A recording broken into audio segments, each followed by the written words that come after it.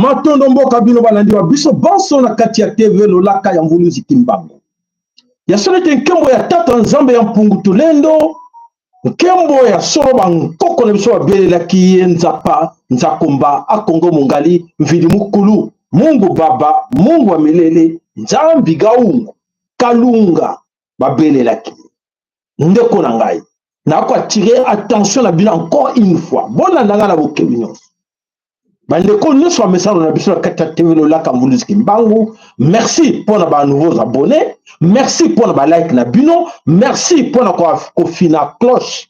Poster la cloche pour nous permettre bino ceux qui te bandi boza alerter. Maintenant de pas na bino, bon partager l'émission na biso. Émission oyo. Top chaîne oyo. Ya biso. Ne confondez pas. Attention, j'attire votre attention. Ne confondez pas avec plusieurs chaînes au monaka na YouTube. D'émission na biso le bolanda kango. Bozwa yango te ndenge moko bozwa kaba émission ya batimisusu. Yako lobake te to mesana na biso. To kaka to landa na biso te. Na zongeli bino. Na yelisu. Bolanda ngani. Chaîne to ba émission na biso. Bo confondre yango te na ba chaîne oyo ya banguna batia na YouTube. Ya banguna batia pona ko distraire bino. Oyo lobaka makambu nyonso ya politique, ya religion, ya vie sociale na bino. Bo confondre yango te. Oyo ezali chaîne spirituelle. Bo moto na bino eza lié na chaîne oyo. Bo bino, bo nzambe na bino eza na kati ya chaîne oyo. Na rappele bino. Bo bino, bo nzambe na bino, bo bino ya lobi, bo yo ya bana na bino ezali oyo nyonso tolobaka awa. Oya koloba lobi ke na yo kakite. Na lingaki ke nzambe ye moko afongola likolo pote alobela nga. Na lingaki motango soka lobaki ke se présenter ke aza bishop, azali prophète, azali évêque, azali cardinal, nde tonto landa ye. Na se présenta jamais que naza parmi ba titre o bino bobelelaka. O blake basalela nzambe. Naza kunate. Ngana bisa bino ke nazali le grand sacrificateur. Mopona mi nzambe tata. Atindi ngai atinda biso po ete to lobelaka bino bo solo. O ba bombelaka bino. Papa oyoki ngai matondo malamu. Obono ko yoka ngai lobi te na lingaki a se présenter que azali prophète, azali pasteur, azali boye bongo na ndima ye na betele maboko to pena landa ye attentivement matali yo.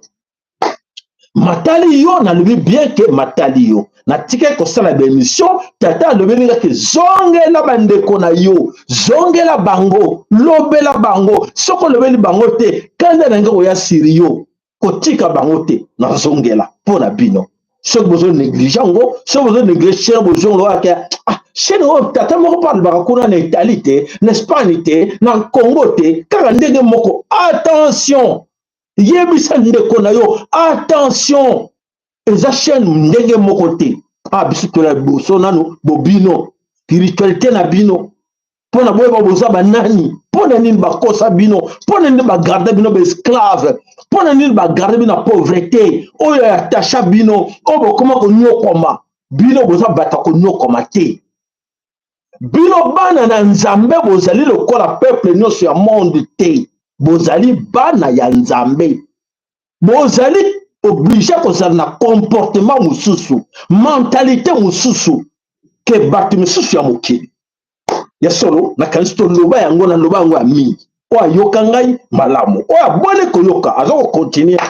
matali bino tolobelaki bino nini nabisaki bino maloba na ngai nganga o nyonso na lobaka boko yoka yango boko mona yango na lobaki ke bambula esili te tozalaki balakaki biso 9 mbula etikalaki 9 boye libwa 9 mbula etikalaki ebetaki mibale etikalaki 7 toyebi te mikolo mpo bankoko balobi te nzambe alobeli biso te ebeti encore combien et ça continue bamosusu balobi oh non mais ça problème ya condition climatique tout ça yango na mbula ezo continue non lokuta ezali likambo mosusu ezali likambo ke bana na tata baza koyoka te balakisaki bino ke papa alakisaki bino asalaki yango siama alobi te tika bango banyokola bango na bapaya bazwaka nyonso bakendaka nango na libanda bozomona convoi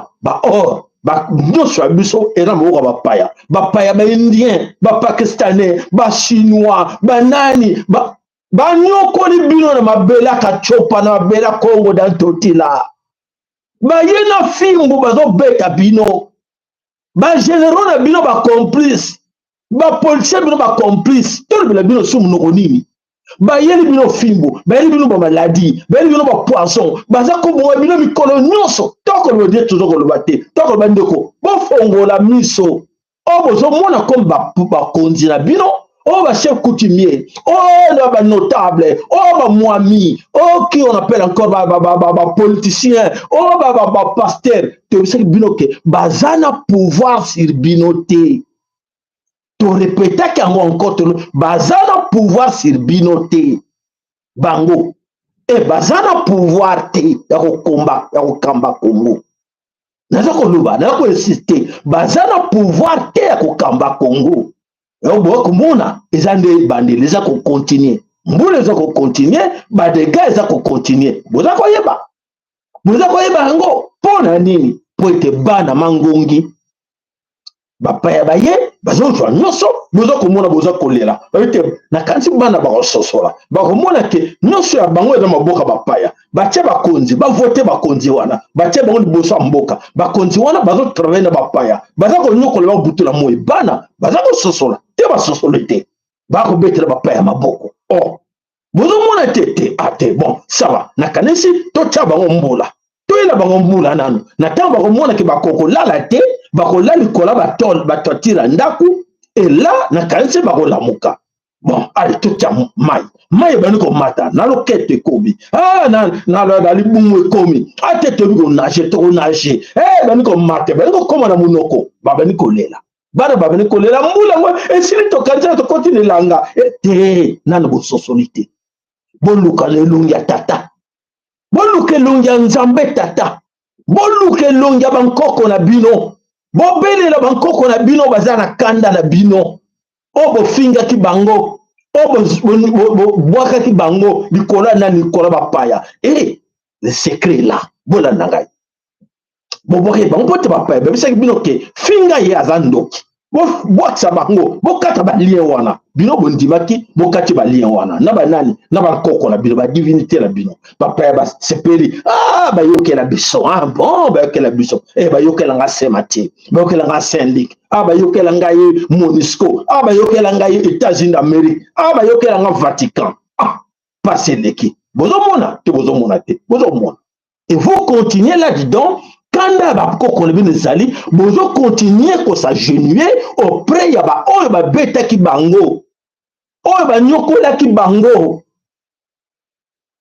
banguna na bango bakomisaki bango na sa mabele bino bozo konde kosala oyo bayaki nango mpo ete bango bakoma na sa mabele na fimbo na kokata bango maboko bakata bango makili etanga ozoresolete ata yo kopesa bino kanda bano ya ngai tala oyo munguna oyo moto akomisenga na esika na komi lelo bamemisenga précipitamment nakoma na sa mabele nakende na monde mosusu mpo na nani mpo na bapaya wana me bango baza derrière stratégie ya bapaya batya te tokonie komaltraite bango tokonie kosala bango mabe voilà boza d'accord ke wi bapaya wana bakontinue kosala bino mabe bondimeli bango bankoko bana kanda na bino likolo eloko wana yango boza komona oyo eza kosalama na Kinshasa nani bambula ebeti te nzela ebukani nano te misusu bokoka meme kobima liboso ya ndako na yo te okobima liboso ya porte na yo te okobima meme keomata likolo ya toitire na yo wana okoka yango te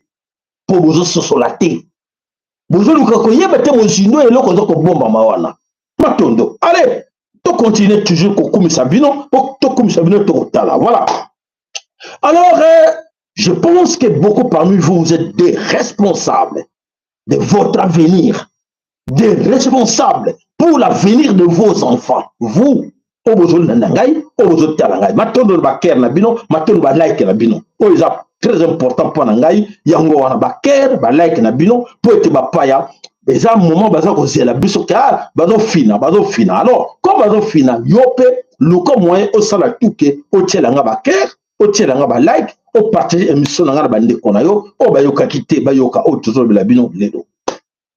Voilà, toza koloba butu na moi bandeko baza koyoka te, maiza ko mata, maiza ko ya, bandeko baza ko mona ngo ndire ma seki, bazo mona ngo kaka ekoleka nango, ekoleka to mesana nango, bo mesana na pasi te bo, bo bozo lani.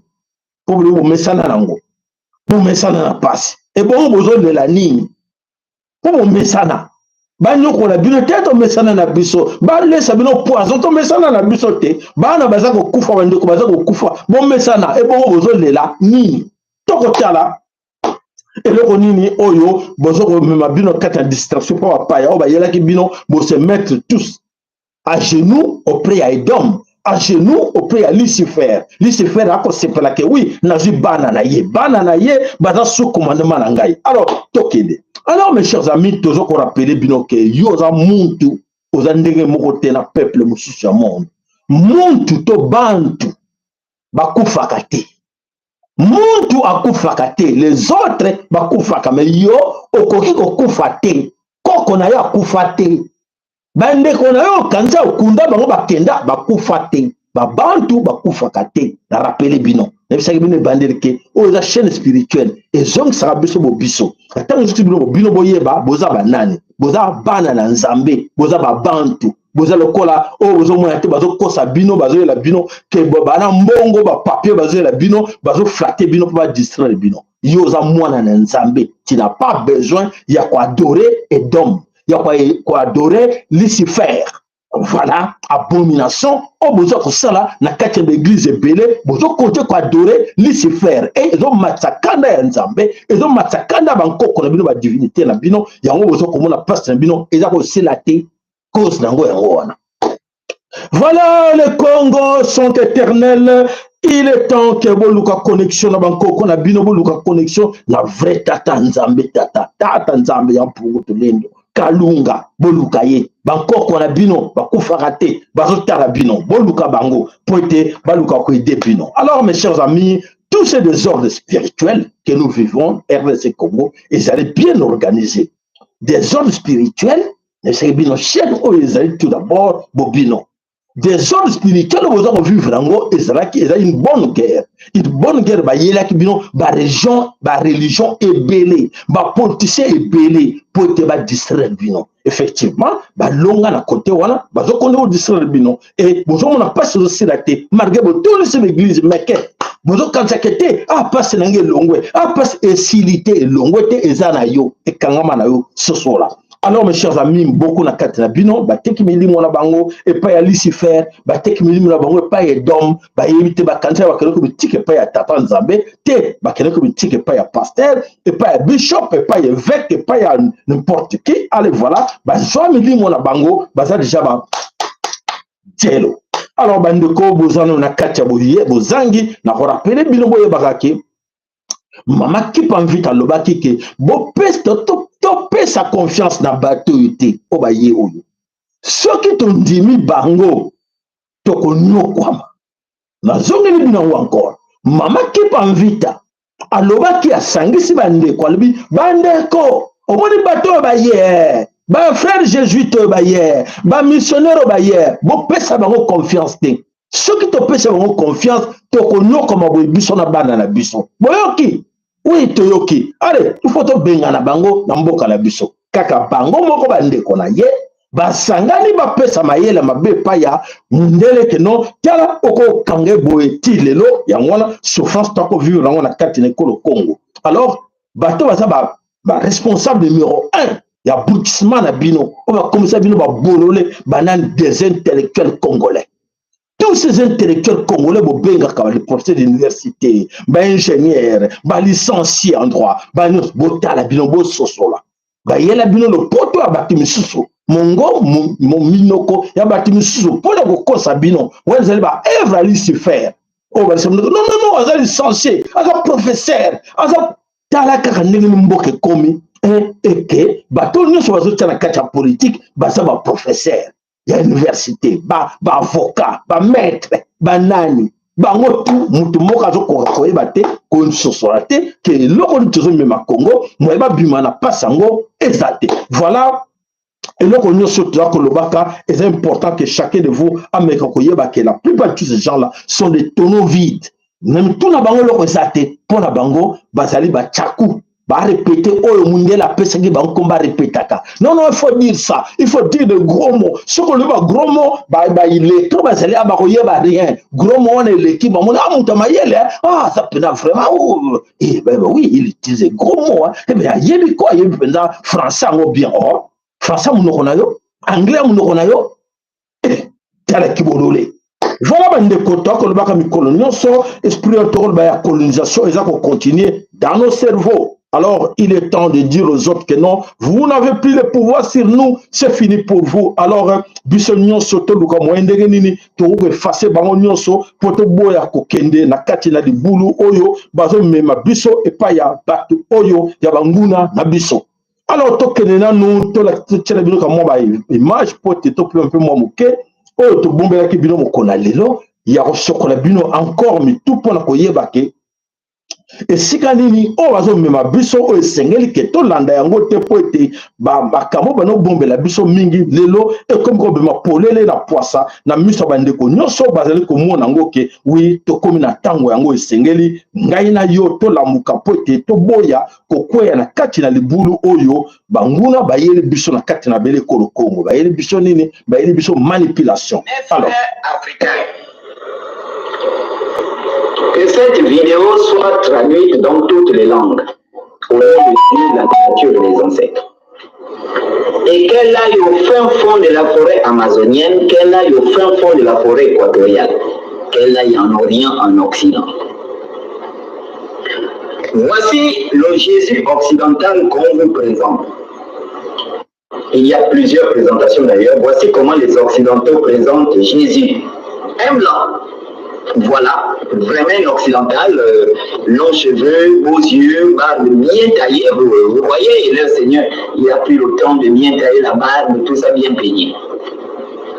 Celui qui est derrière moi, allez-y faire les recherches, c'est une représentation du Jésus japonais. Ça veut dire que quand les Japonais s'asseyent pour représenter Jésus, ils représentent Jésus comme un Japonais. Lorsque les Occidentaux s'asseyent pour représenter Jésus, ils représentent Jésus comme un occidental. Et ensuite, Vladimir Poutine a montré des reliques qui montraient que Jésus était noir. Ça veut dire que lorsque les Africains s'asseyent pour représenter Jésus, ils représentent Jésus comme un Africain. Alors ça veut tout simplement dire que Jésus est un concept que l'on agite dans le domaine de la religion pour véhiculer une certaine forme de spiritualité ou une certaine forme d'originalité ou une certaine forme de moralité. Et que par conséquent, le nom Jésus n'a jamais existé. Parce que Jésus sans français, la langue française est née au XVIe siècle, avant Jésus qui s'appelait qui? Un concept. Terminé. Merci. Voilà bandeko wana some kolo Congo biso to yaka lukela pe bino mboka nseke ngamu na lobi te me bandeko musupu baza koloba yango na sengi na bino ke ya solo moko na bino alanda ayeba ke ya solo bandeko ebele pe bazoluka ko lamusa biso balamusa biso nini oyo ezali kobombana. Sa Bible à la main et l'arrogance dans le regard. Il a vu nos ancêtres invoquer les esprits, nos guérisseurs soigner sans hôpital, nos peuples vivre en harmonie avec l'invisible. Et parce qu'il ne comprenait pas, il a dit sorcellerie. Ce mot, il l'a jeté sur nos traditions comme une malédiction. Il n'a pas cherché à apprendre, il a voulu convertir. Mais ce qu'il appelait ténèbres, c'était notre lumière. Ce qu'il appelait païen, c'était notre science, notre spiritualité, notre équilibre. Aujourd'hui, on ouvre les yeux. Ce n'était pas de la sorcellerie, c'était l'Afrique dans toute sa sagesse sacrée. Merci. Voilà. De quoi qu'on a battu, na yo kakite papa sala yeli bino, alobeli bino, alaxi bino, nyonso oyo, esengele alaxa bino. Alors, tokei. Kinshasa sous la pluie, Kinshasa, Badega, ils ont continué. Allez, allons-y. On a tout ça, il est comme ça, on a moto, donc mon dos nous avons la tête, tu vas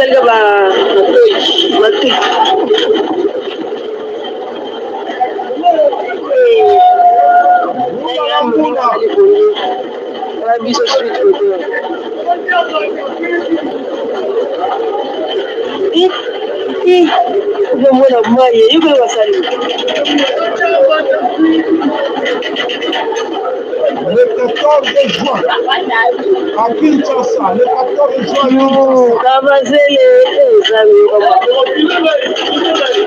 Kinshasa.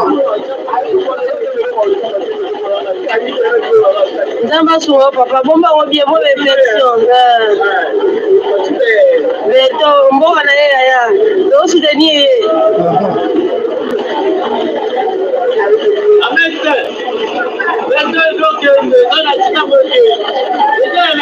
Voilà, mes chers amis, le 14 juin.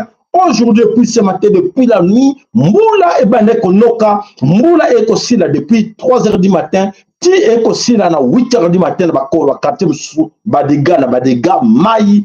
Incroyable, donc Mboka Nyonso, Ezali Yakozinda. Donc, ça ne va pas na Katia Kinshasa. Alors, Nyonso wana bazako senga na biso na bino to luka koyeba to sosola.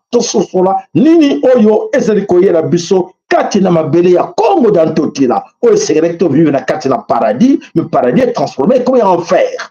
Enfer wana nani aza koyeba nzokate biso moto luka ki koyeba Koluka, qu'on a pouvoir y aller se faire, et d'homme, et voilà, n'enge à transformer Mboka na biso, au tata le baké, nti et kofwa, Mboka et koufi. Bon, ce sont les té. Bon, je connais qu'on croire nango, bon, connais qu'on croire na bateau, oh, Lucifer, là, yako chapo, te banyo ko la bino, botikele kala obéissant na bango, ah, li kamote, mais n'aime sabino, que déjà que, eh oui, y a solo na kati na Kinshasa, pouvoir wane, pouvoir ba sacrifice, oh, secret fati, tulombo, a sacrifier, bato ebele, ba sacrifier, bato ebele, bango nyoso, oh, baza na kati na pouvoir, oh, baza diriger Mboka, basara ba sacrifice, baza na pouvoir, bana domination, ya Lucifer, oyo euti, et pas ba franc-maçon, oyo euti, et pas ya merta, et alors, bondima bato, ndenge na ba diriger bino, malheur na bino, misère na bino, et ba saleli anzambe, balobini.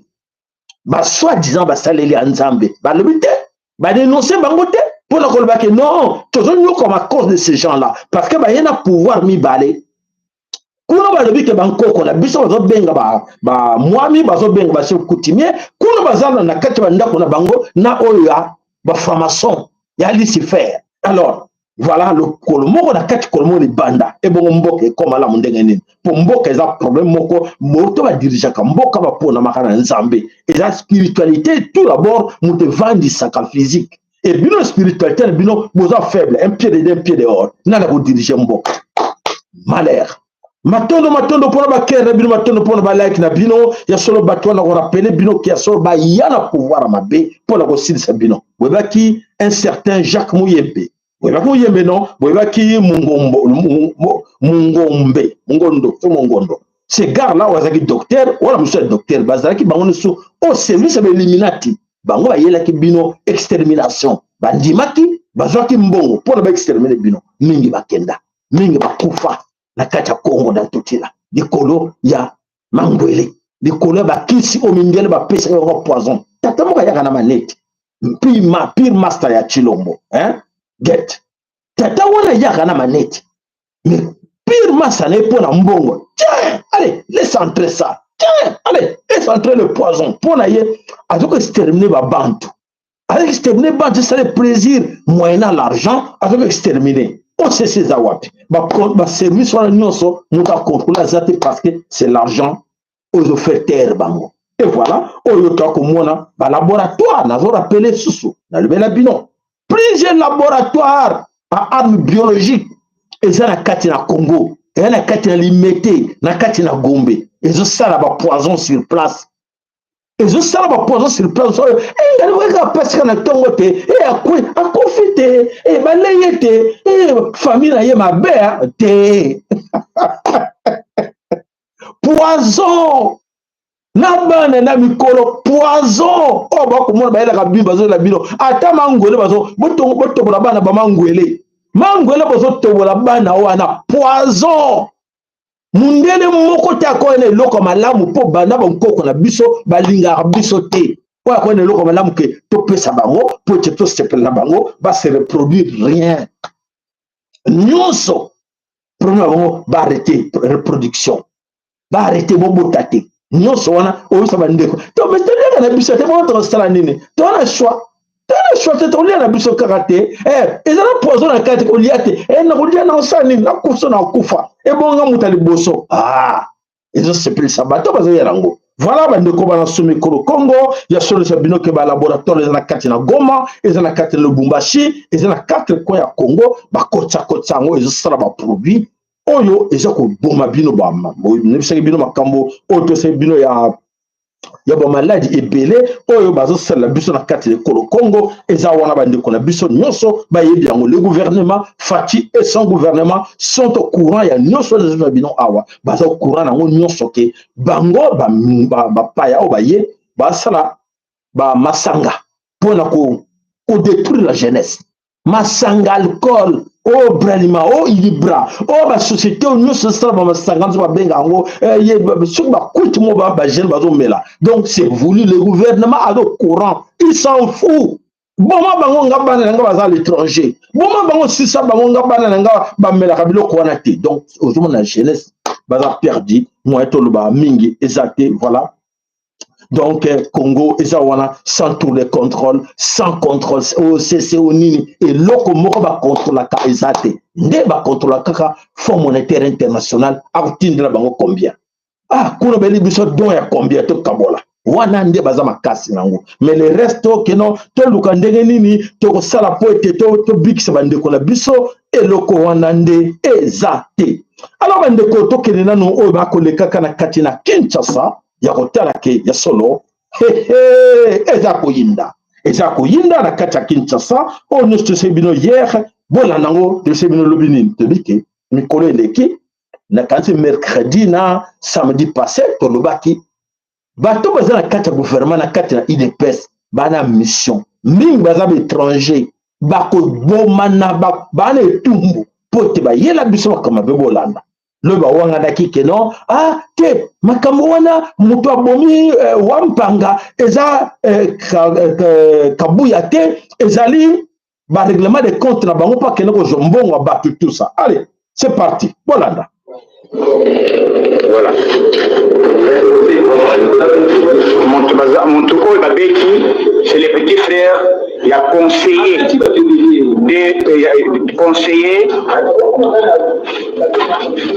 David Moukeba.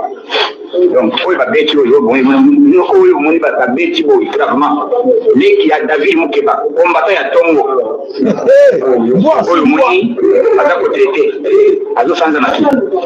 Voilà.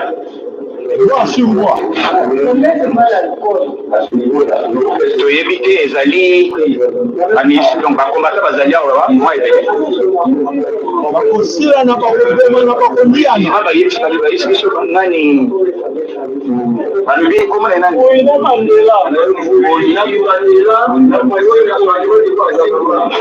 Mangole bomona kibango bien placé parce qu'il a été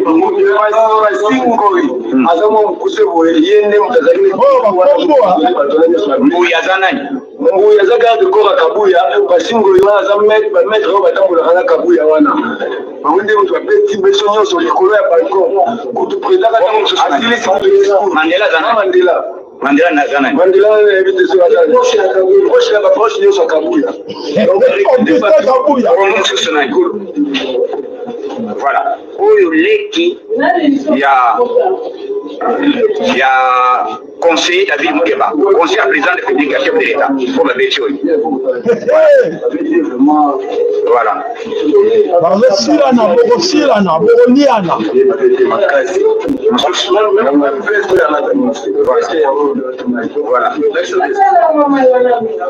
Oui, on a Bétio. Comme on a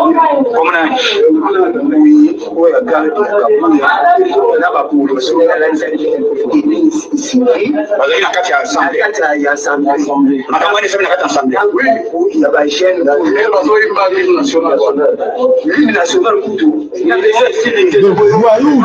en cravate, des coulous en cravate, na kati mboka Congo, bazo diriger Congo. Il est le parti de voyous. Mandela utalakisa jabi ranger oyo bango ne ba fini kabuyo tukistufunga ino bafinga ka to fini c'est le président kana ma parti est-ce que to fini ya komi Congo de comité na ma parti izamawa président kana makambu vraiment somo mbwa sungwa to ba betinga to ba betinga yi ba botolinga na mbongo ezali mbuyi nde ba mena sengai na telefone musu ekei mbuyi oyo azali la proche ya kabuya capitaine balati bomba na bapolisier wana balati bomba di jamais vu na kati ya Kinshasa tozali kovivre yango parti au pouvoir, le parti au pouvoir comme un père, comme PPRD, comme les autres partis au pouvoir, voilà terrorisme oyo parti au pouvoir et ça na kati na Congo Kinshasa. Le gouvernement congolais Fati Ozawapi bazoko accuser tout le temps Augustin Mbouyi, Augustin Kabuya, à ça la terreur. Et c'est Augustin Kabuya intouchable. Intouchable, pourquoi tu as dit nous avons wapi na kati na jungle ou tu as na kati ya état. Tu as dit. Et voilà, bon retenir c'est honteux, que des Kassaniens, bango na bango, que des Kassaniens. Et la plupart hollandais sont des gens, wapi ya Mbujimai. Alors, ce sont des gens de Mbujimai, oh, bah, ça, le pouvoir. Voilà, monsieur.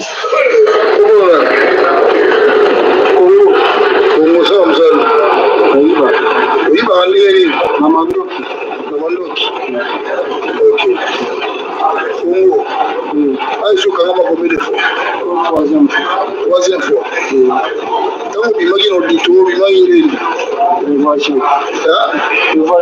Évasion.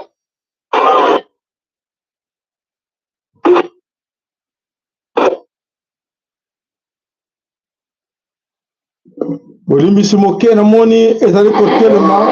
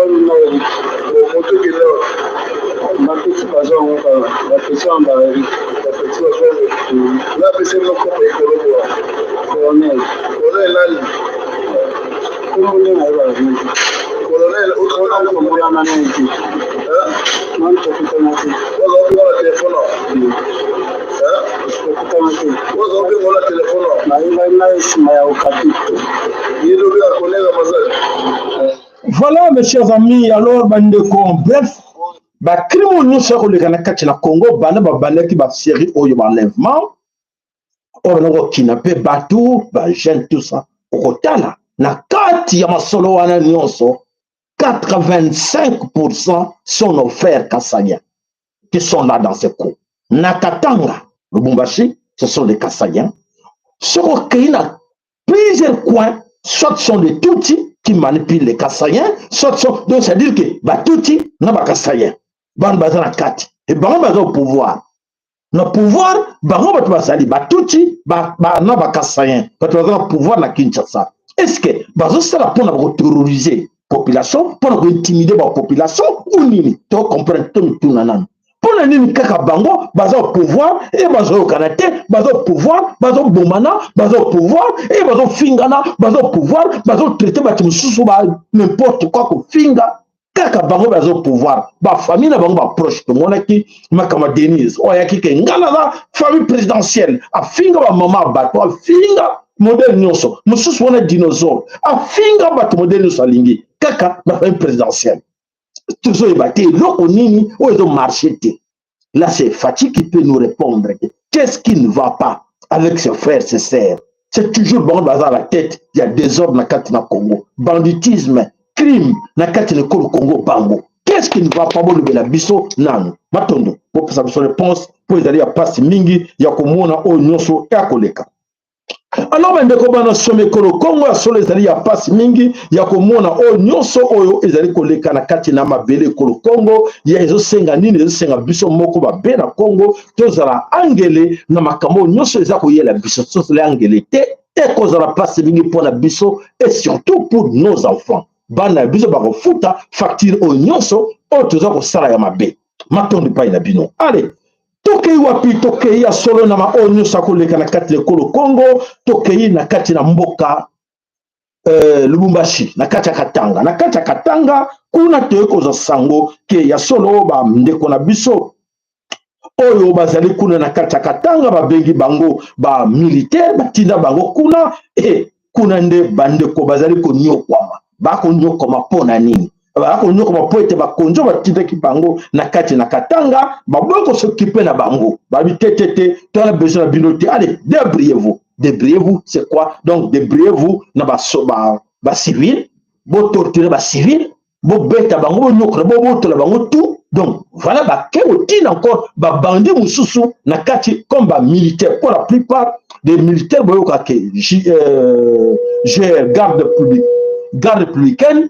La plupart des alliés, bana ba lokotaki na ba tuti na ba Kasayen, ba tia bango kuna. E ba soda wana, ba la terrorisme na kati na Kinshasa, banditisme na kati na 4 coins ya Congo, ba soda wana. Alors, toke na Kisangani, toke na Kisangani, totana no loko nini, eza koleka kuna na kati ya Kisangani pe toke. Allez.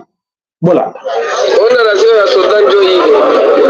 Tufani une semaine za golia, mukate moya, njo rasio.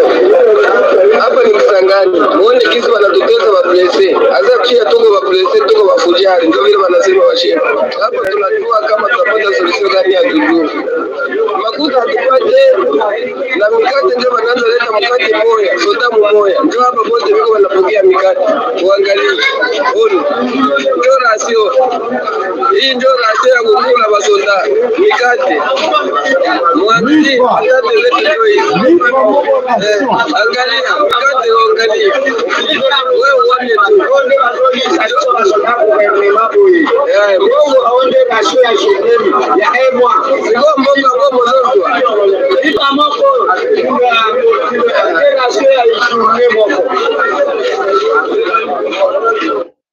Voilà, c'est honte. Et voilà, tout ça qu'on y a chaque fois, qu'à les détournements.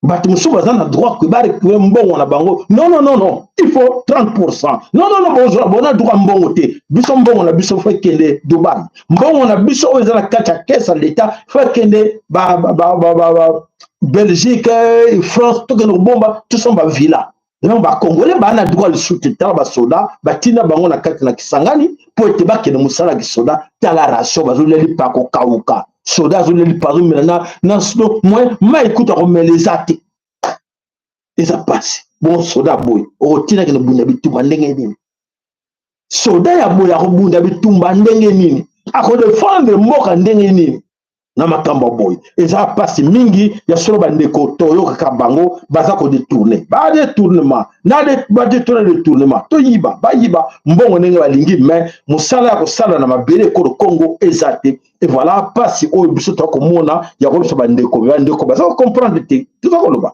tokaka mongongo te tokoloba mpona nani po ete tosauve bandeko na biso tosauve milimo bandeko na biso oyo baza pris en otage mpona nini na kati ya système ezwi bango en otage pour torturer bango konyokola bango koboma bango baza na eloko te mbongo batouche te kaka classe moko ya bato babengi badepute basénateur baministre bango azala mbongo civil azwa mbongo te salaire malonga te kolia malonga te courant malonga te bazala banyokwama e civil yango bandeko toza koloba baza koyoka te tokobeta mbela bandeko bobisa bandeko na bino basosola eloko nini ezoyela bango basosola baza dirige na banani baza gouverne na banani bagouverne na bana ya Lucifer bailluminati baframason bapede oyo bazodirige mboka Congo ezali malédiction po bato bazodirige Congo bamérite badirige Congo te.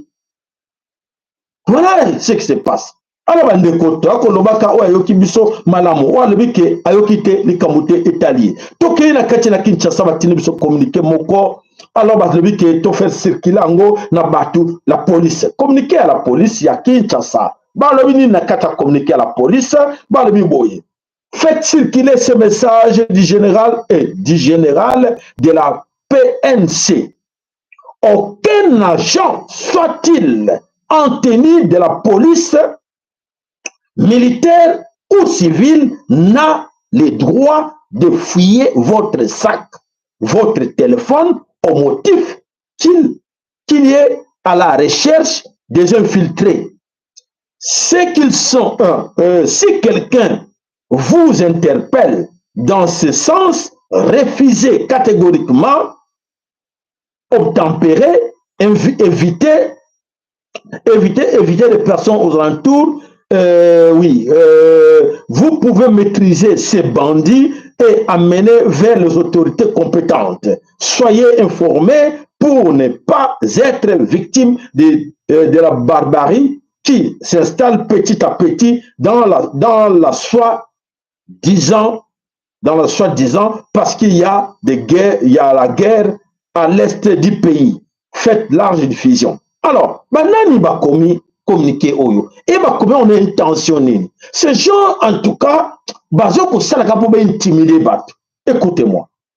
La police qui ozo ko interpeller bat ça va citoyen, ce que mon policier en tenue en civil ayebi yo que oui pesa sac notre fouiller en gros to lukato to dans téléphone na yo to fouiller téléphone na yo le belé que mutuana ada bandit ko pesa te ko cédé et bango mo ba yebi ke ba soda wana baza ko tina ba sala musala wana baza mal payé to tolera wote et ba soda wana baza ko tina ba yebi bango et ba yebi ke ba partout baza tina ba no sala ba ko sala loko moti ba kira ba tumisa ba paisible citoyen et bazo connaît que ça va communiquer pour nous endormir bato que oui to l'état qui binoté et état bino pour to loba ka boyoka été pour ça la quitté. Voilà ce qui se passe au Congo. Donc voilà ce que tout dirigé par Batmo baza incompétent, c'est-à-dire que ça passe mi yakomona comment ba congolais bazali diriger na niveau ya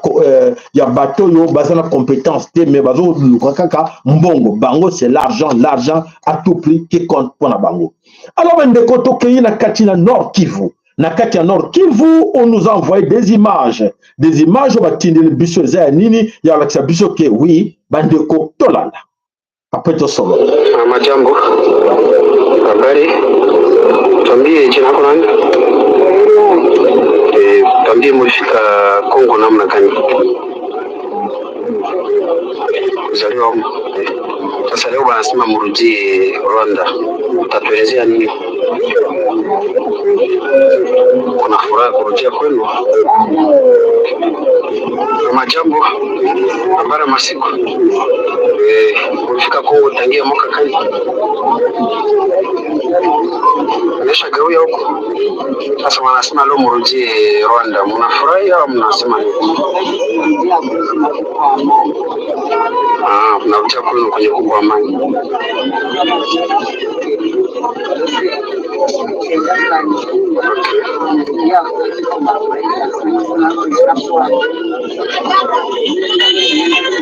Voilà, mes chers amis, en bref, on peut s'abonner en résumé. Il y a ce qui s'est passé dans Katia Nord Kivu.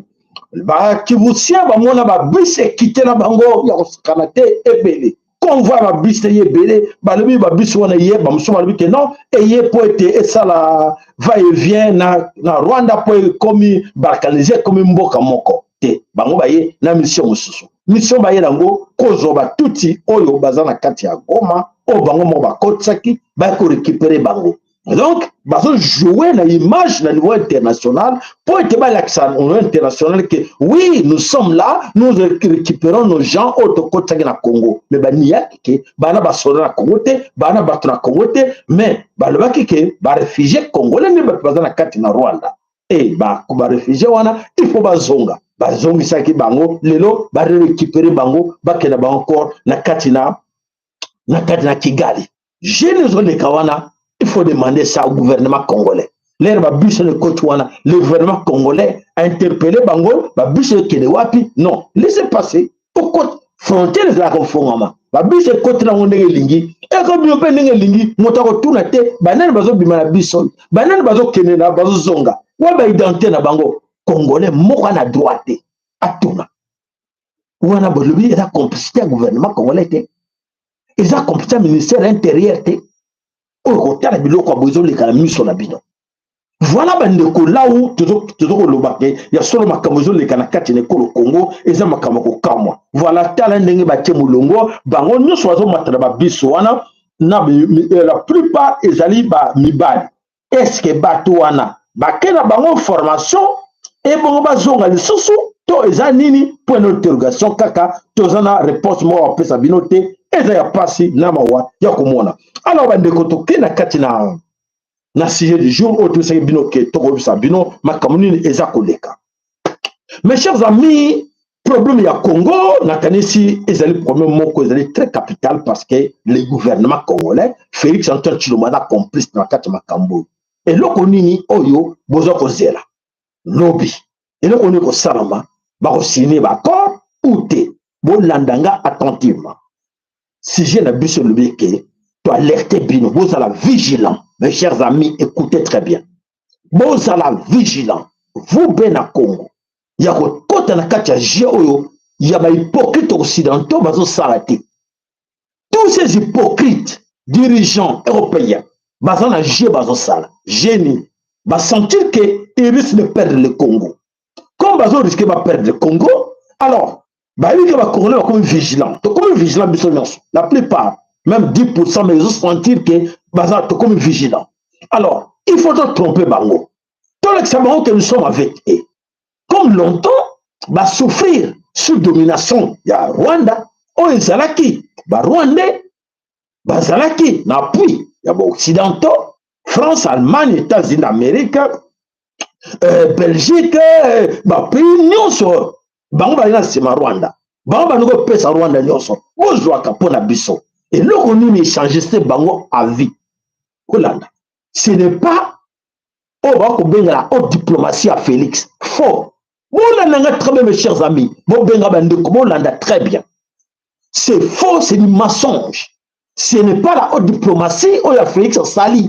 Topé accueillir avec Koutananake, ou à Salini, Natini, Batunaye, Bako négocier. Faux, archi faux, Hollande. Les Occidentaux ont compris que bientôt vont perdre le Congo.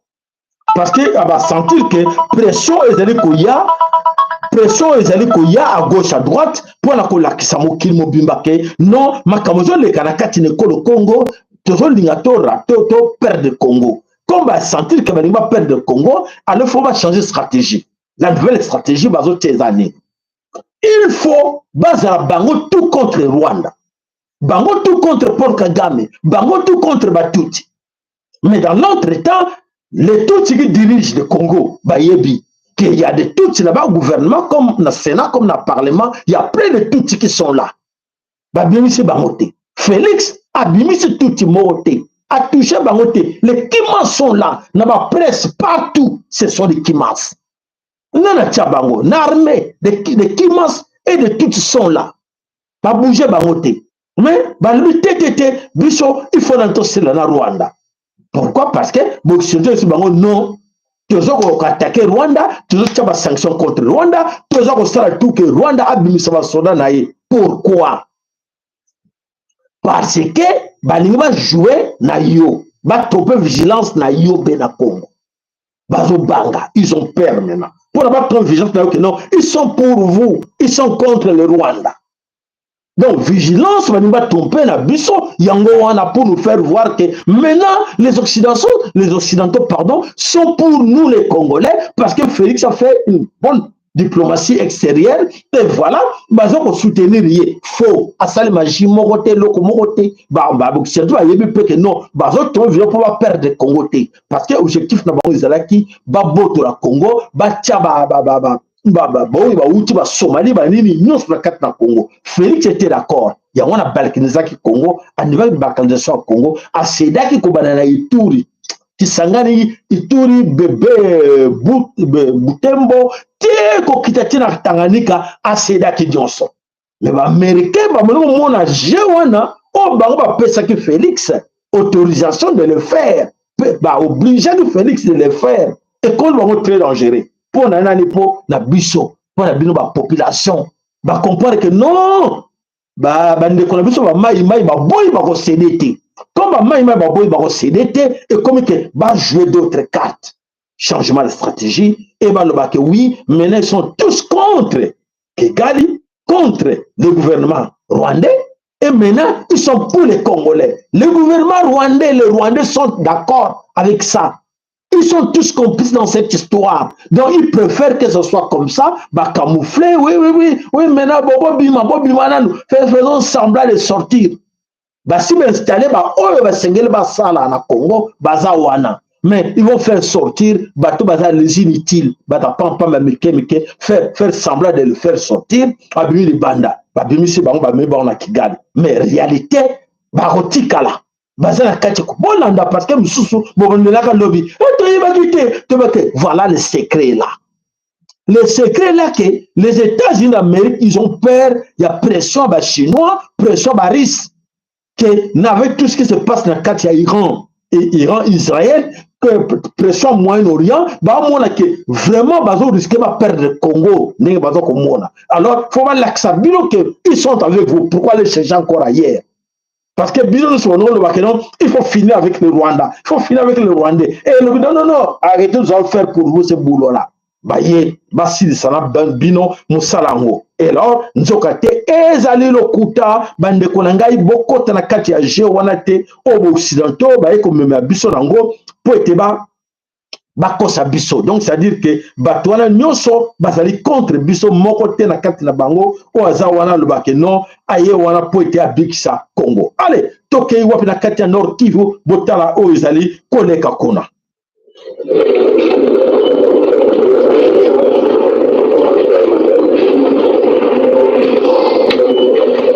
L'ONU, la MONUSCO, face aux terroristes, il faut négocier avec les terroristes. Les terroristes, il faut négocier avec eux.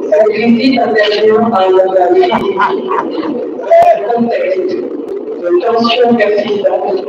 Il y a quelques jours, nous avons été devant le Conseil de sécurité des Nations Unies. Aujourd'hui, j'ai rencontré le leadership de l'Alliance Flamande par M23. Cette rencontre s'inscrit dans le cadre d'une continuité des efforts conjoints entamés depuis quelques mois au profit de la population. Comme vous le savez, avec la facilitation du CICR, du gouvernement congolais, de l'AFC M23 et de la MONUSCO, 1359 éléments dédécarbonisés et de la BNC ont été transférés de Goma à Kinshasa. La MONUSCO reste engagée à appuyer toutes les initiatives susceptibles de favoriser une désescalade cadre de l'éducation. Les responsables de la société alimentaire ont exprimé leur volonté de trouver une solution pacifique à la crise. La notion reste également disposée à apporter des appuis nécessaires à toutes les initiatives de paix. Je vous remercie. Franchement, nous vivons dans quel continent Bissot? Surtout, pas vous les autres, vous, la civilité, la population, mais les intellectuels congolais. Tous ces intellectuels congolais, politiciens congolais. Nous vivons dans quel monde? Est-ce que vous savez qu'un jour, vous serez jugé? Vous savez qu'un jour, vous serez jugé dans le scénario, tout vos salauds. Vous savez ça? Chilombo. Oyebiango. Le gouvernement congolais, vous le savez. Vous avez vu que vous allez juger nango.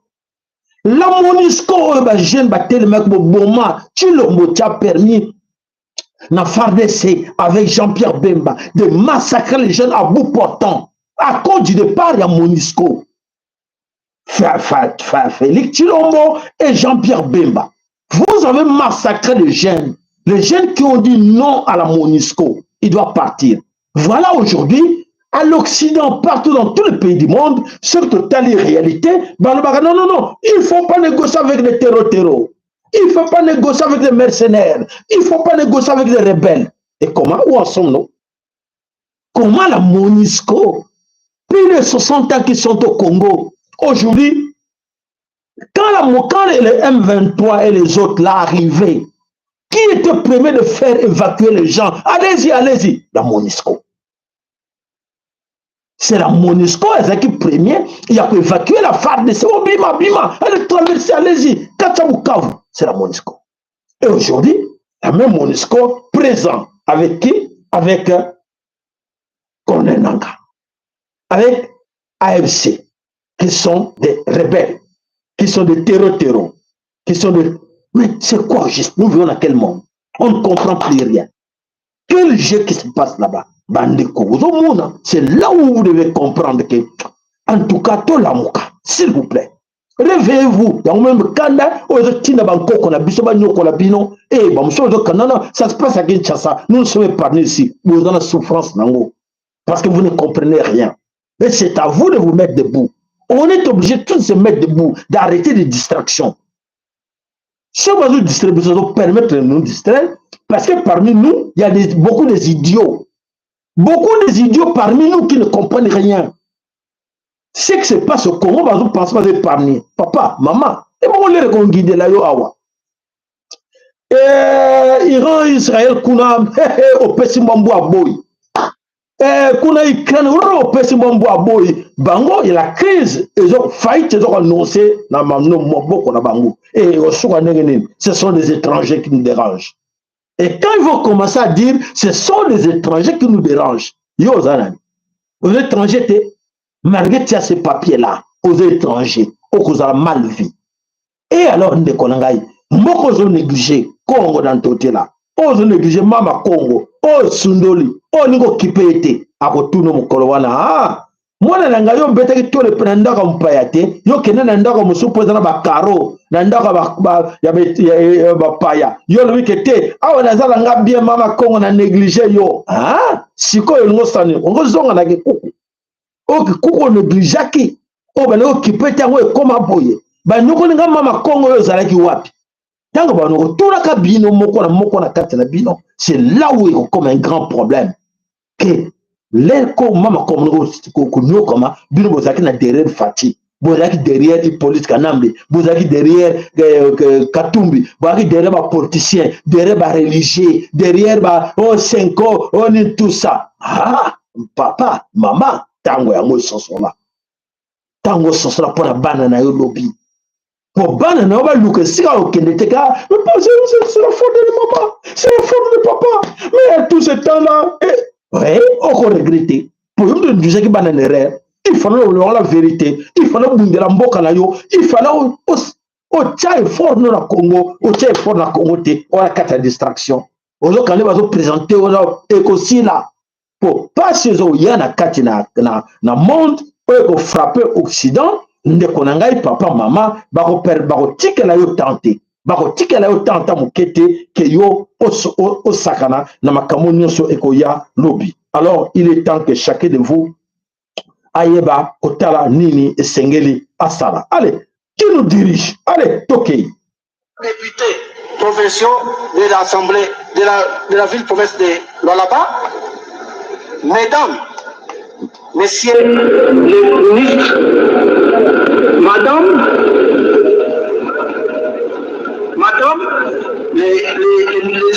madame l'administrateur,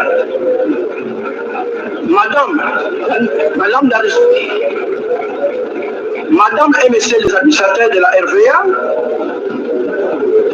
madame et le directeur de la région aérienne, mesdames, mesdemoiselles et messieurs, distingués invités à vos titres et qualités. C'est avec un immense honneur et une volonté approfondie. Voilà. Voilà, nous sommes dans la distraction. Voilà les gens qui dirigent le pays. On vous comptez à l'extérieur là, vous êtes que non, oui, Bazali Bakondi, Bazo diriger Mboka Pote Nzamo Mutapona Kibango. Est-ce que Batu a boui? Na kati ya ba province, na kati ya ville à Kinshasa sont nombreux. On a mis tout le locaux exacté. Mais va bombarder parce qu'il est frère ou sœur à quelqu'un. Bacheye. Azawana, pour habiter, avec diriger Bazoba. Personne ne va se rendre compte qu'il n'a pas de compétences. Personne. A-t-il costume, il bien, il y a une voiture, il y a un bureau. Allez, signe ça. Ah, signe ça. Il y a un Chinois là qui est debout là, qui demande l'autorisation. Ah bon, ah, mais c'est le Chinois, ça va.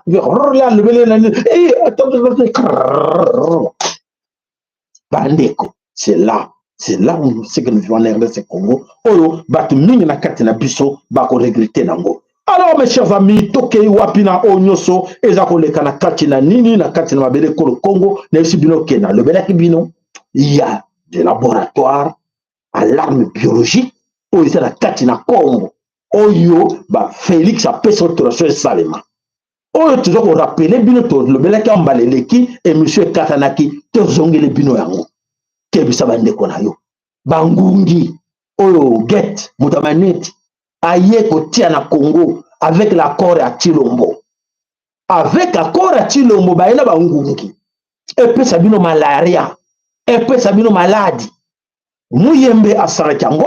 Et tu loba, mutayoka ki asara kite. Boto, ezaki na normal to comment to mesa na biso, ba mesa na bomesa na bino, tozo loba kaka tika to loba. Mais, todo loba na biso mais total ndenge nini maladi biloko nyonso baza kotiela biso bazela biso na kati lekolo Congo o bino nyonso tu boza komona liboso na bino me bozo beta ngona nukara tozwa ki video o na kanti mbaleleki to tchaki yango esengela biso bande komso balobi ki te papa sala zongela ngo parce que bande kono bayoka ka bien te alors esengela bango bayo. Le fameux vaccin Mosquirix, ils ont l'idée folle de créer des moustiques avec un nouveau génome, c'est-à-dire qu'ils vont trafiquer les moustiques qui donc créent la maladie pour que les mâles deviennent stériles et que les femelles n'aient plus de larves. Voilà, les mâles sont stériles, donc les moustiques. Sauf que ça a entraîné des mutations chez ces moustiques et on ne sait pas ce que ça va donner. Ben, on en a déjà parlé, tu le sais, Bill Gates a investi dans des usines de production de moustiques génétiquement modifiés. Donc il y en a une notamment à Medellín. Non, pourquoi elle a investi là-dedans? Parce que qu'est-ce qu'ils vont entendre ces moustiques? Ça rapporte un argent fou. Sauf que... Voilà, comment on se met le Congo et on te dit le bilan.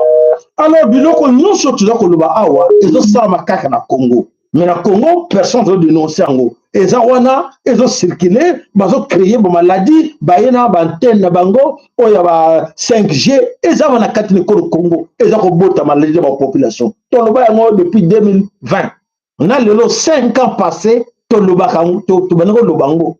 Na lelo zo continuer eza wana na Congo ba antenne eza wana o ba fréquence nango na ba téléphone zo tchamo bulu ba bazo kwa bazo ba cancer bazo ba AVC bazo ko ba l'origine nango te l'origine nango ngona. Donc le plan d'extermination des Bantou. Alors biloko na tout et ça dit complicité avec le gouvernement congolais oyo pour na bango comme bazali ba associé avec Fonds monétaire international avec l'Organisation mondiale de la santé baza ba associé qui le gouvernement congolais baza basose parce que bazwaka bakabolaka mbongo mpona bango bazopesa bango mbongo bazwa baame ya bandeko bapesa bango mbongo bazozwa milimo ya bandeko bazwa bakila bandeko. Voilà ce qui se passe na kati na Congo. Donc pays eza na frontière te, pays eza passoire, et moto akoti alingi akoti na ntongo azwimi na pokwa moto akotuna ye aza te, et tout se passe là-bas comme ça na kati na ekolo Congo moto akoloba aza te. Donc Congo moyen okokota na yo osali nyonso olingi na kati na ekolo Congo bimi ntango olingi. Donc voilà oyo nyonso ezosala na kati na ekolo Congo ya on expliqué bino que il est temps que chacun de vous a comprendre que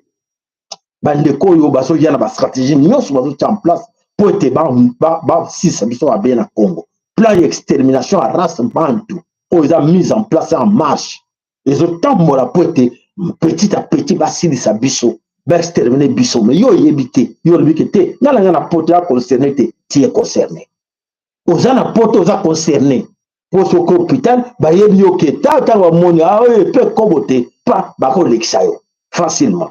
Voilà, on a informé te na yebi te soki nani me nakanisi oyo nyonso eza bino ke il est temps que chacun de biso aluka koyeba oyo nyonso ezali kosalama na kati na mabele ko Congo po ete ya solo bandeko ebele bomonaki video moko esirikilaki tolakisaki bino mikolo eleki oyo balobaki lisusu kaka obwenge na cadre bayelaki biso alobi ke non bana besoin basalisa biso nini te ba oyo makambo ya CPI. Balobi ke CPI elobi na expliquer bino baleleki na ke bato bayokaki bien te na baki ke CPI elobi ezoya na Congo po ete etala makambo oyo ya crime ezoleka na kati na ekolo, crime contre l'humanité, crime génocide nyonso na kati na ekolo Congo, mais seulement à partir de 2022. Avant 2022, va s'occuper de la moitié, va boire qui nyonso, va classer comme la justice, que non, ils ont un dossier classé, sans suite. Donc, nyonso les cas comme va crime, va classer, mais ce qui s'est passé en Allemagne, va crime nazi, na le roba la batouane pas va classer crime contre l'humanité. So c'est va crime contre l'humanité, crime de guerre, va classer en côté.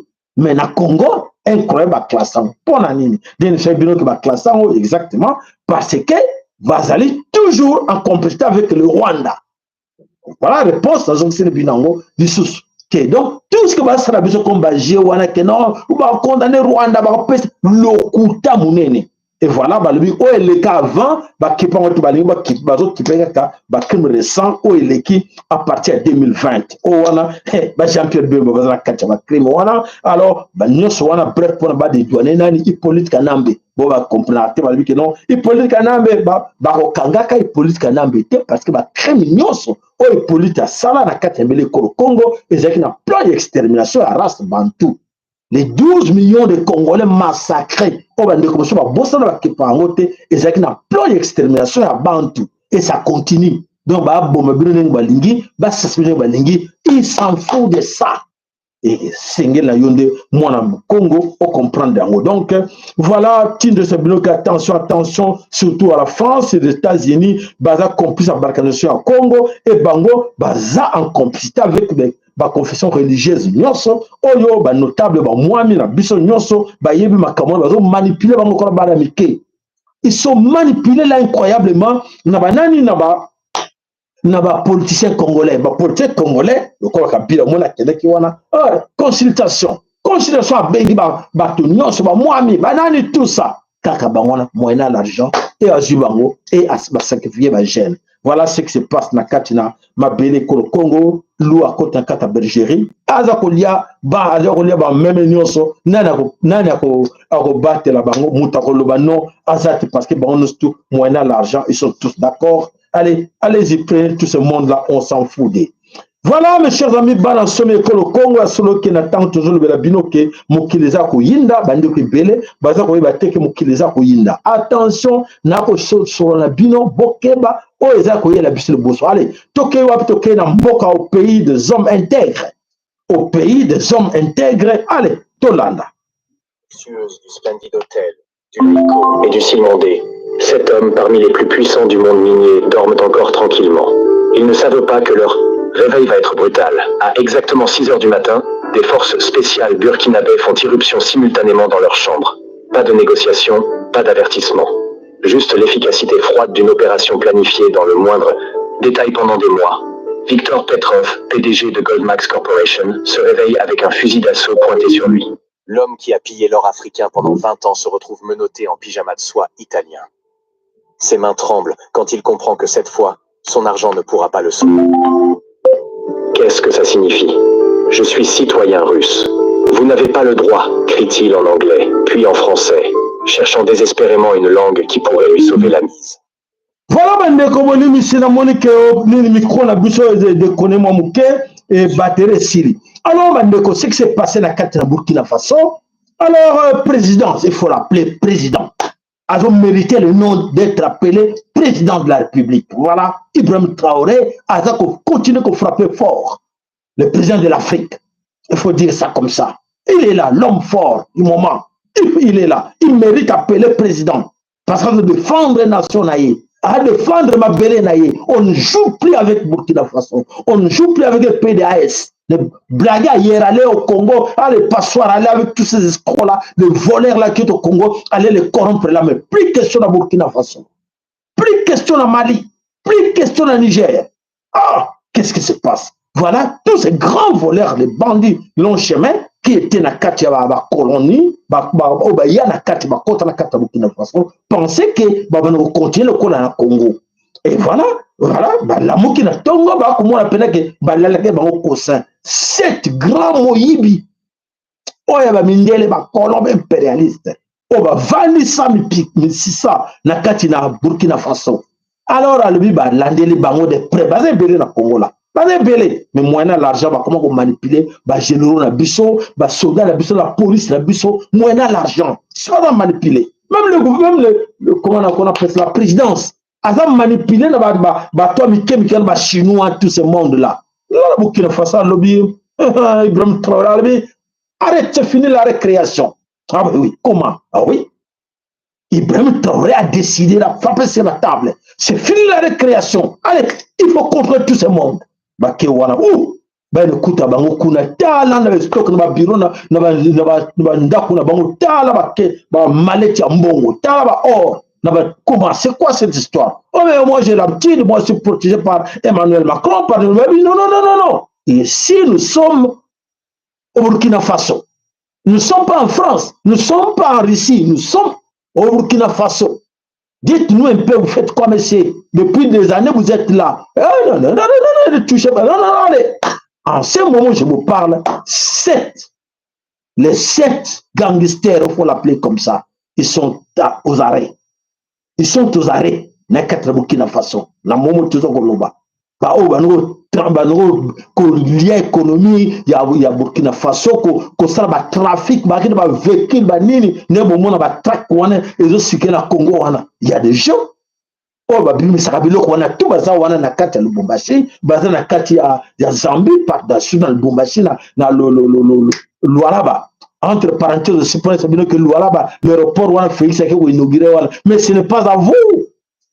C'est pourquoi on construit, c'est pour les permettre dans le cadre de balkanisation. Pour les gens qui ne comprennent pas bien, ah, mais c'est l'aéroport à Quito, quoi, et l'écoute à Kinshasa, mais oui, ce n'est pas au Congo.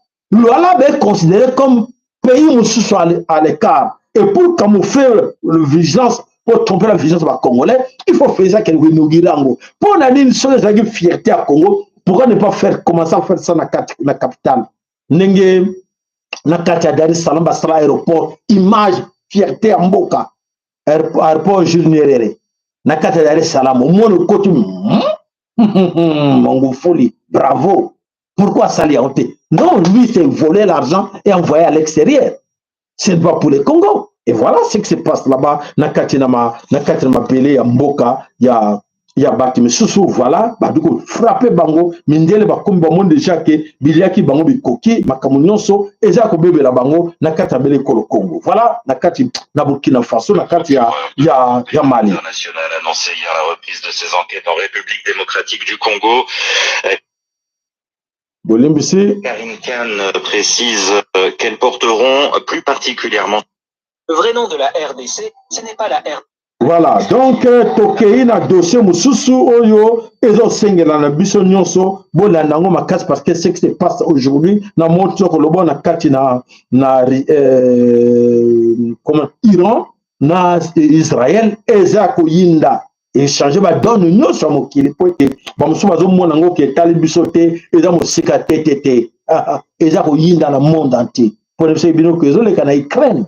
So botel na rétroviseur bokomona image ya Congo eza na nsima. Exactement ce que je dis aujourd'hui. Au pesa koleka aujourd'hui na monde entier bitumu bakobundaka na mokili mobimba ezali mpona kotala nani akozwa akodirige Congo dans totila. Nani akozwa Congo dans totila na maboko na ye. Et voilà ce qui se passe aujourd'hui na kati na monde entier. Yango wana bitumu eza koya po bayebi. Et voilà, Bazoum ne va pas tromper, Bino, que oui, nous allons signer les accords. Nous allons aller aux États-Unis. On va signer les accords avec les autres. Alors, comme ça, te remettre, te calme. Ils ont peur. Bazako banga. Bako banga, oh, ils ont la bango. Fin, chez Mouni, na bango, c'est bien coca. Alors, comme chez Mouni, na bango, c'est coca. Alors, voilà, ma camtis, bien que, oh, ils ont les calacats, na nini, na kati, na, comment on appelle ça encore, na kati, na Israël, ezako yinda, yako yinda poete, ya solo, kuna bazako ningi, saba, bombe, ezako koya, lokola mbula. Donc, mokili, eza, yako yinda. Voilà, bande, koboye, déjà, que, ndengeni mokili, ezako ya. Voilà, na kanisi, image, yango, ezako kima. L'impensable vient de se produire. Des missiles iraniens ont atterri en plein cœur de Tel Aviv, marquant un tournant majeur dans le conflit qui secoue le Moyen-Orient. Des sources locales ont confirmé l'impact, provoquant la panique sur place et un choc à l'international. Mais ce n'est pas tout. Selon des sources officielles à Téhéran, des avions de chasse israéliens ont été abattus par la défense aérienne iranienne alors qu'ils survolaient des zones stratégiques. L'Iran ne se contente plus de brandir des menaces, il passe à l'action sur le terrain, prouvant sa capacité de riposte directe face à Israël. Ce n'est plus un jeu d'intimidation, c'est une guerre régionale qui entre dans une phase active et brutale. Les frappes israéliennes sur Téhéran n'ont pas été laissées sans réponse. Et aujourd'hui, c'est Tel Aviv qui encaisse les premières véritables répliques. Au milieu de cette escalade, Emmanuel Macron a tranché. La France soutiendra Israël en cas d'attaque iranienne. Une déclaration qui balaie d'un revers toute prétention à la neutralité. Même après les bombardements israéliens sur des zones civiles à Téhéran, Paris confirme son alignement. L'Iran se réveille enfin. L'impensable vient de se produire. Voilà, bandeko bana someko Congo, vous êtes au courant que makambo eza koyinda mabe na kati na mokili. Bozwango au sérieux. Et non seulement en cours conclure, ndenge eza koyinda mabe na kati na mokili demain. Ce qu'on lui que yindi. Papa, maman yo okende wapi? Awa yo to bundela Congo te. Awa yebi que Congo le tika na maboka batuti. Parce que le gouvernement est dirigé à tout. La police, l'armée est dirigée à tout. Si vous avez un ou aucun batama wapi, peut-être que nous avons risqué que tu aies bakata na bitumba. Ka bakata na bitumba ko kota na kati ya mboko tozali, okoyeba siko okimate. Et ko senga que soit bon, besoin de mboka na bino po yindi. Si vous avez zonga wapi. Natuni motuna avant de clôturer émission na biso yoko zonga tata mama yoko zonga wapi na tango mboka na weza ko beba ba makamzo le kana mboka na yo lebite na okipa ngote yoko kipe siko mboka ya banani po mboko nyu siko kufa ba mboko nyu kota na fight ba mboko nyu siko beba siko yo bundela Congo te ozo zela nini kwa Congo kuna bebia to ba mesa na bango te tika ba etala ngonga tinga na mukana ba français ko benga na yo po mboko eza yote bokeba ndeko moka bisanga bi oyebi wana na kati na biso wa mozindo bolanda ndeko moka libi oyebi papa ba mangolo ba pesa kiba ba mangolo mingi bato bazwa plus tard ekosala beffet secondaire nango ekosala ekokomisa batu bako ba zombie ekokomisa batu na kanda moko entre bango batu mingi bakobomana entre bango na bango banani basala ngo état profond a créé biloko wana tout eza bien calculé. Lelo ce qui se passe en France, ba français bazana contrôle la France te. Vous imaginez ça? Ba français bazana contrôle la France te. Ba belge bazana contrôle la Belgique te. Et ma soeur, c'est quoi cette histoire? Mais oui, pays wana mingi pays ba grande puissance mingi baza suna contrôle yango te bato baza dirige yango bamboka misusu. Congo lelo eza na maboka bacongolais te. E biso toza na chance babengi biso bana ya Nzambe tata. E bana ya tata esengeli na bino boyoka bososola boluka boyeba bankoko na bino bobelela bango bankoko bolimbisa biso bato bomaki bino tala mpe balema boma biso boya au secours bobenga bango baya au secours tobenga bango baya au secours na biso balimbisa biso tozala bango elongo mpo bato baya kokotisa biso na mobulu oyo bayebaki ke sans bakoko na biso toza nulle part. Sans bakoko na biso ba divinité na biso bango nde babundela biso au-delà tokozala nulle part. Exactement, c'est ce qui se passe. Toza nulle part. Bon le nini tozobunda tozobandeko baza komeka moi toza nulle part parce que bayela biso religion bayela biso politique tokoma mbrouye na kati ya makambo wana bakota division po religion nde eza na base ya division oyo tokovivre nango na kati ya basociété na biso. Base ya division na biso ezali nde religion. Matondo na bakere matondo balaki na bino bandeko oyo ya solo tant toyaka wana mosoir balobi ke non nayokaki te nayebaki te bolimbisa ngai te torepetaka yango ça plus de 15 ans. Plus de 15 ans là-dedans pour votre information. Plus de 15 ans tokoka munoko mpona kobenga bino boyeba bobino.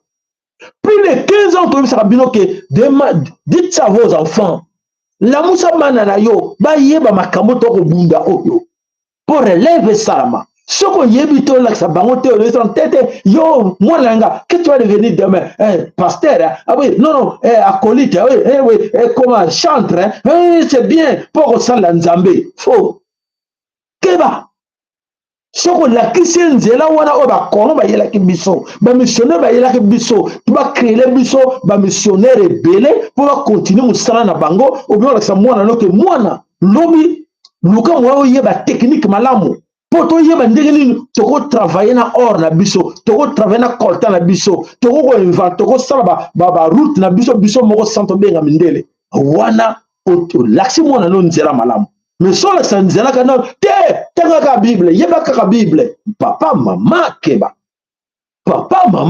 so yo kantika no nzamba za la cornete nzamba atine biso na mukili bolanda apesa biso na boko mibale ko banguna na biso na boko mibale apesa biso cerveau ya raisonner pona ko sala poete obikisa mboka na yo olesa mboka na yo olakisa mboka no ke no nga na yelelo mais avanga bato bazalaki banani wana bakoko bazalaki nani misisa racine wana fona kengela ngo makasi ebuka na te racine wana soki kauki nzete yo ba fleur yo ba branche yo mais oya simbi yo invisible oya simbi yo nzete ezali invisible emonanaka te bo comprendre nga emonanaka te eza na sa mabele yezo omona nzete pikia nzete eza pende telema penda même pepe zo ningi sango nzete telemi pona nini misisa na ye o eza invisible yango mute simbi nzete